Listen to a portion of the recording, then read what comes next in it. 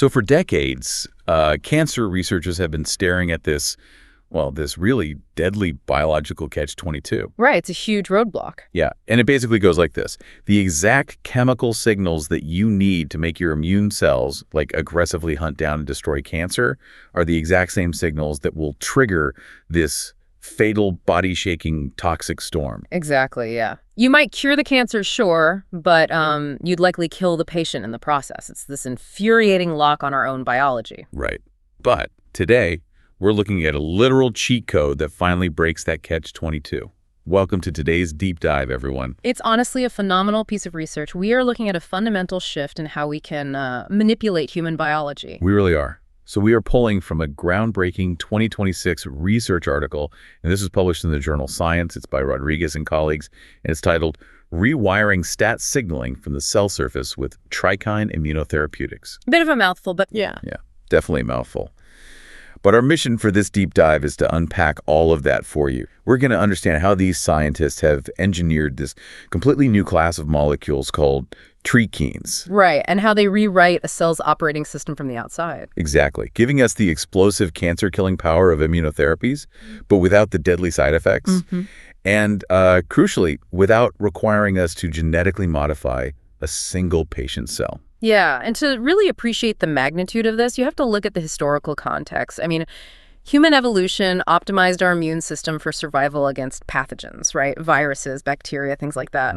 It did not optimize our immune system to be manipulated by high doses of therapeutic drugs. Right, it's just not built for that. Exactly. So for years, we've been trying to force-fit natural immune messengers into a therapeutic role, and the biological design flaws of that approach have been, well, pretty severe. So to understand the fix, we first need to understand that flaw. And that brings us to what we could call the cytokine conundrum. Let's lay the groundwork for everyone listening. What exactly are cytokines, and why are they causing us so much trouble in cancer therapy? Okay, so cytokines are natural immune messengers. Think of them as like chemical text messages floating through your bloodstream, giving instructions to your immune cells. Okay, chemical text messages. Yeah. And today we are going to focus on 3 specific ones. There's interleukin-2, which we'll just call IL-2, IL-10, and IL-21. Got it. Mechanically, the way a natural cytokine works is through a process called dimerization.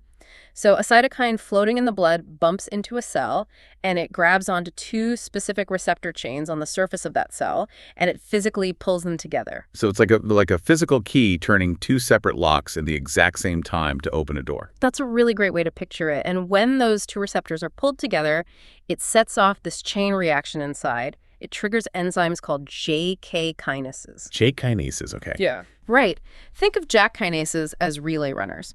They take the signal from the surface and run down into the cell to activate these transcription factors called STAT proteins, specifically phosphorylated STAT, or p-STAT. And what do these p-STAT proteins actually do once the relay runners hand off the baton? Well, these p-STAT profiles are the actual instructions. They go straight into the nucleus of the cell and start turning specific genes on or off. Yeah, okay. So different cytokines pulling on different combinations of receptors basically trigger different p-STAT profiles. They have different flavors of instructions. Yes, exactly. Yeah. And this is where the biological catch-22 comes in. Let's look at IL-2, for example.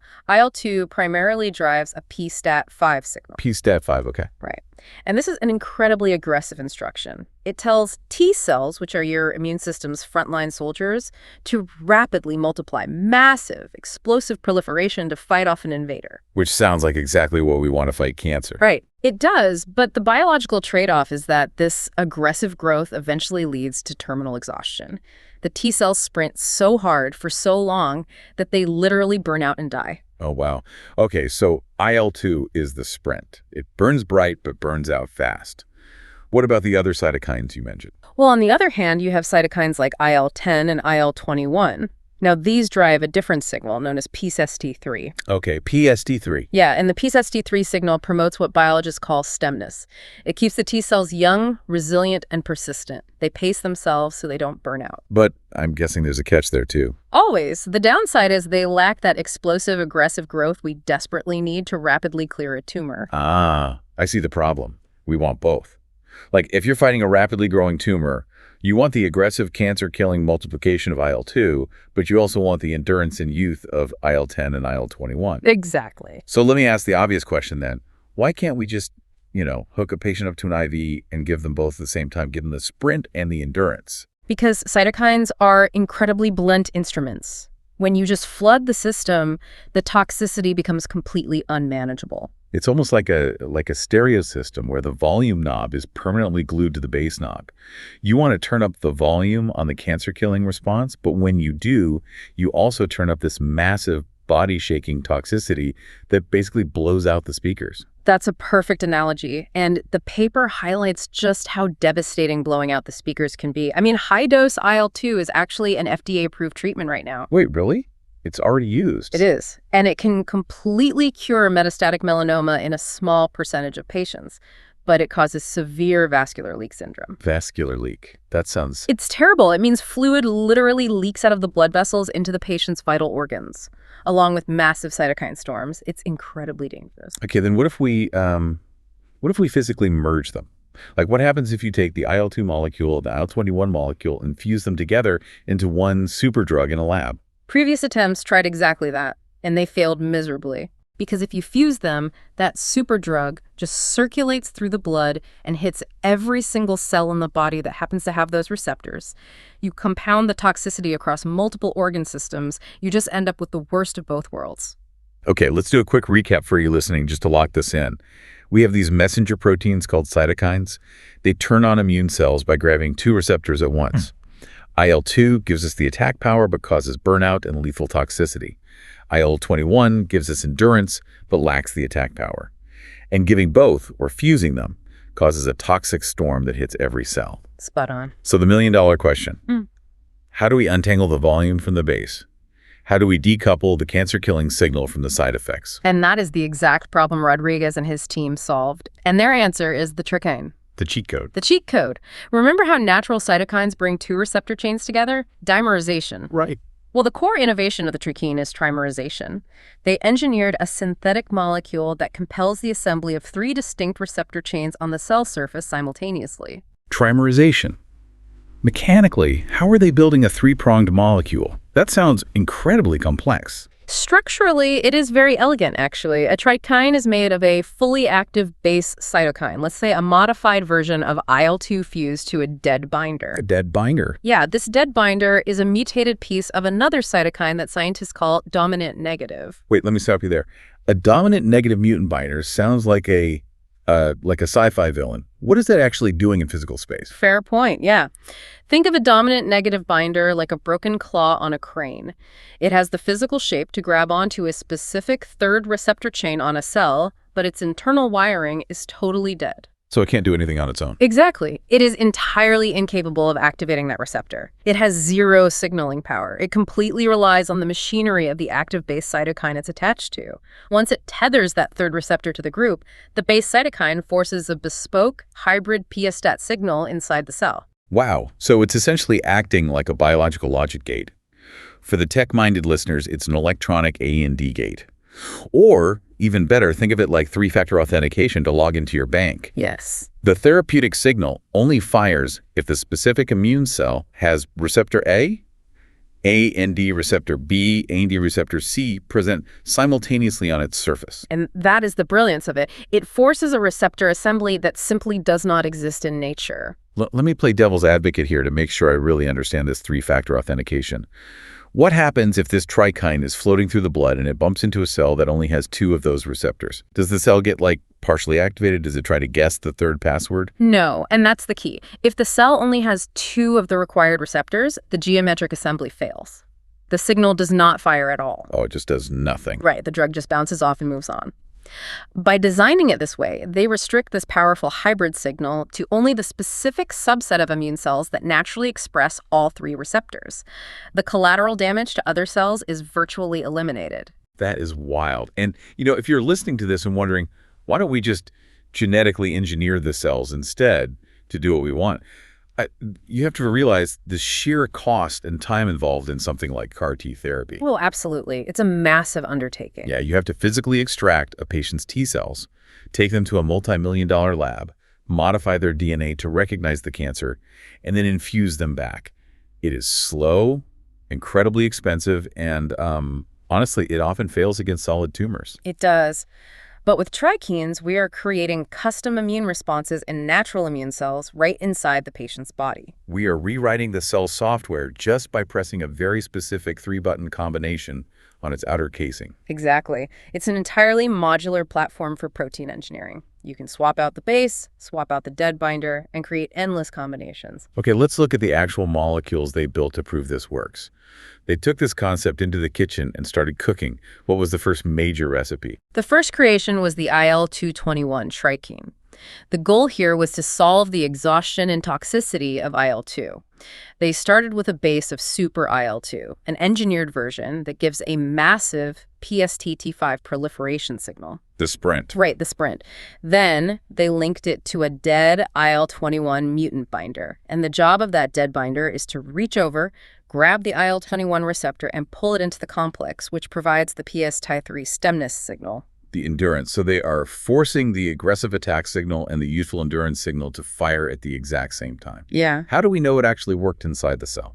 Well, the researchers looked at bulk RNA sequencing data. Let's translate that for a second. Yeah. Bulk RNA sequencing is basically taking a massive census of the cell, right? You're looking at exactly which molecular factories are turned on and which are shut down. Correct. You extract the RNA from a large population of cells and read it to see what genes are active.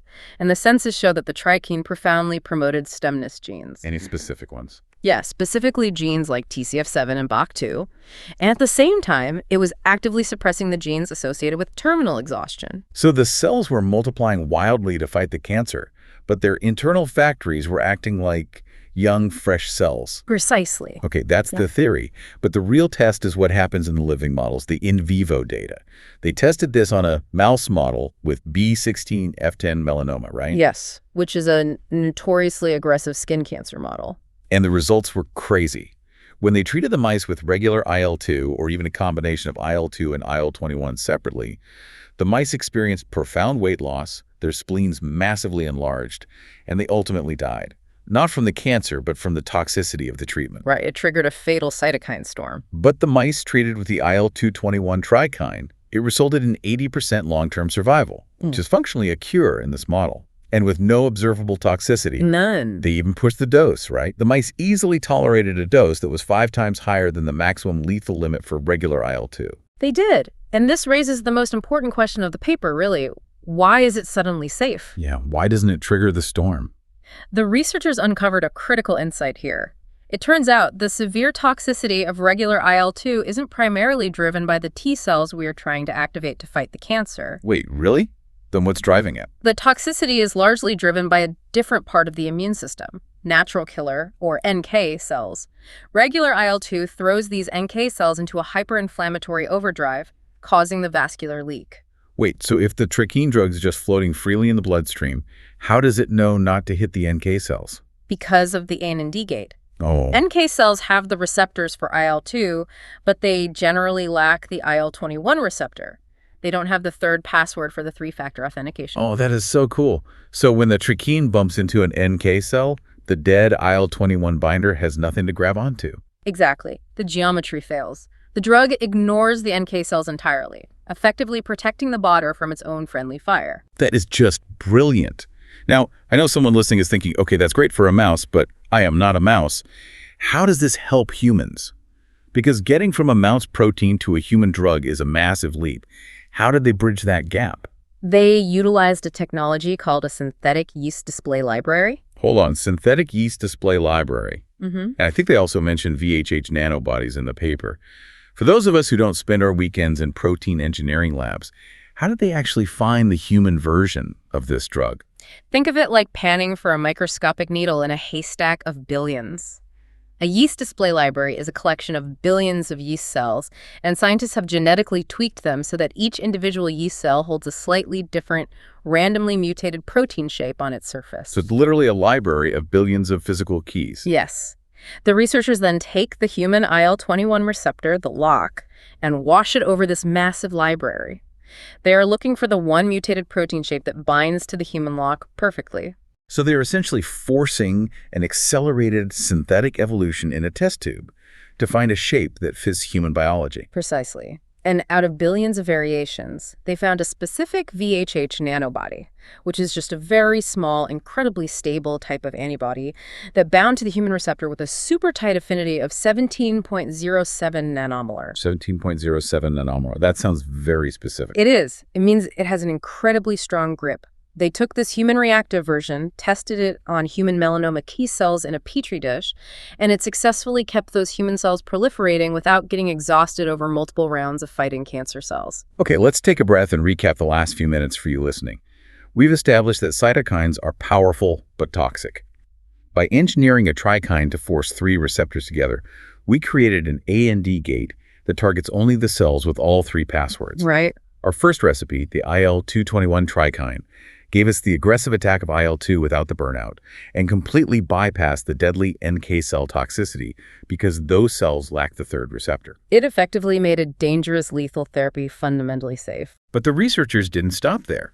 So we solved the problem of an overactive immune response killing the patient.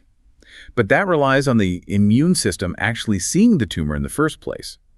What happens when the tumor is completely invisible? I'm talking about those cold tumors that put up chemical cloaking devices. For those, the researchers had to completely flip the script. They introduced a reciprocal molecule, the IL-102 Trikine. Walk us through the recipe for this one. How do you attack an invisible fortress? This time, they started with a mono IL-10 base. Naturally, IL-10 is an anti-inflammatory cytokine. It gives that calming PS-STAT3 signal. Calming. So wait, tumors actually love IL-10, right? They do, Right. because it tells the immune system to quiet down and go to sleep. So to this calming base, the researchers attached a dead IL-2 binder. The goal was to pull in a PS-STAT5 inflammatory signal and fuse it with the calming IL-10 base. Oh, I get it. It's a Trojan horse. They are taking a calming anti-inflammatory messenger that the tumor easily accepts, and they're smuggling an inflammatory bomb inside it. That is the perfect analogy. And they tested this Trojan horse on 2 of the most brutal treatment-resistant cancers we know of. Small cell lung cancer, specifically the KP1 model, and pancreatic ductal adenocarcinoma, the 6694C2 model. The 6694C2 model. Okay, and these are the Right. definition of cold tumors, right? Yes. They actively suppress the immune system around them. Standard immunotherapies usually fail completely because the T cells just can't penetrate the tumor's chemical force field, and if they do, they are immediately put to sleep. So what happened when they deployed the Trojan horse? The synergy they found is staggering. When they paired this new IL-102 Trikine with a standard PD-1 blockade, which is an existing drug that basically takes the brakes off the immune system, the results were night and day. It triggered a massive, sustained infiltration of cycling CD4+ and CD8+ T cells directly into the tumors. To translate, cycling CD4+ and CD8+ T cells for everyone. CD8s are your frontline killer soldiers, and CD4s are the generals directing the battle. By cycling, it means they aren't just arriving at the tumor, they are actively multiplying on site. The fortress has been breached, and the army is cloning itself inside the walls. Exactly. And we know exactly how they do it because the researchers used single-cell RNA sequencing. So earlier we talked about bulk RNA sequencing, which is like blending all the cells into a smoothie to taste the overall flavors. Single-cell sequencing is what? Looking at the individual pieces of fruit before they go on the blender? Yes, that's a great way to put it. By zooming in on individual cells within the tumor, they saw that the Trikine completely rewrote the immune landscape. It found the exhausted, sleeping immune cells that were trapped inside the tumor environment, broke through their suppression, and forced them to wake up and start proliferating again. Wow. It made the cold tumor highly responsive to standard drugs that previously did absolutely nothing. And the actual clinical results in the animal models are wild. In the small cell lung cancer model, the combination therapy completely stopped the tumor growth. All the treated mice showed durable survival. It's remarkable. And in the pancreatic cancer model, which is notoriously a fortress against almost all drugs, the Trikine actually suppressed the tumor as a monotherapy. It didn't even need the checkpoint inhibitor to work, and again, zero toxicity. And crucially, they proved this wasn't just a mouse phenomenon. Oh, they tested it on human cells too. They did. They tested the IL-102 Trikine on human patient-derived organoids. These are essentially 3D mini tumors grown in a lab from the actual tissue of a human cancer patient, in this case, patient T133. T133, okay. And this patient's cancer was refractory, meaning it aggressively resisted standard PD-1 drugs. Yeah. But when they applied the Trikine alongside the PD-1 drug to this human tissue, it successfully forced the patient's own immune cells to attack and kill the tumor. It thawed the cold tumor just by rearranging the signaling proteins on the outside of the cells. So let's step back and look at the big picture. What does this all mean for you, the listener, today? We started with cytokines being too blunt and too toxic. We explored how forcing 3 receptors together creates a biological A&D gate. Right. We saw the IL-2-1 Trikine cure melanoma in mice without melting their organs, and the IL-102 Trikine act as a Trojan horse to break into cold pancreatic and lung cancers. Yeah, and if we synthesize this whole deep dive, the main takeaway is that Trikines represent a brand new, entirely modular platform for medicine. By compelling 3 receptors to assemble on the cell surface, we are effectively writing new software for the immune system. We are forcing cells to adopt behavioral profiles that evolution never even invented. And we're doing it natively. No gene editing required. That is the paradigm shift. We currently live in an era where we assume genetic engineering, things like CRISPR and CAR therapies, is the only way to get truly customized, powerful behaviors out of human cells. But this paper proves that protein engineering and structural biology still have massive untapped potential. We can dictate the fate of a cell simply by mastering the geometry of its surface receptors. That's a stunning reframing of what's possible. I want to leave you, the listener, with a mind-bending question to ponder as we wrap up today. We focused entirely on cancer and the immune system. But the immune system is really just the testing ground for this technology. Right, because every single cell in your body relies on surface receptors to know what to do. Exactly. The basic principles of receptor signaling and geometric assembly apply to almost every biological system we have.